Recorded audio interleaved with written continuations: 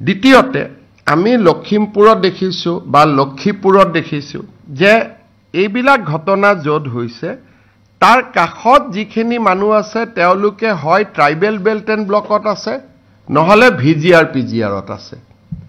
তেওঁলোকে নিজৰ ঠকাটোৱে অনৈতিক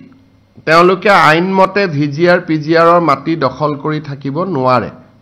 বা ট্ৰাইবেল বেল্ট এণ্ড ব্লকত থাকিব নোৱাৰে আনকি আপোনালোকে দেখিছে যে বিধানসভাত সিদিনাখন বিৰোধী দলপতিও কৈছে তেওঁ এটা সন কৈছে সেই সনৰ পিছত তেনেকুৱা মানুহ তাত দখল কৰি মাটি দখল কৰি থাকিব নোৱাৰে গতিকে মই গোটেই কেইজন আয়ুক্তক এইটো নিৰ্দেশ দিছো যে ভিজিআৰ পিজিআৰত এটা সম্পূৰ্ণ আমি সাৰ্ভে কৰিব লাগে যিমান মানুহ জুন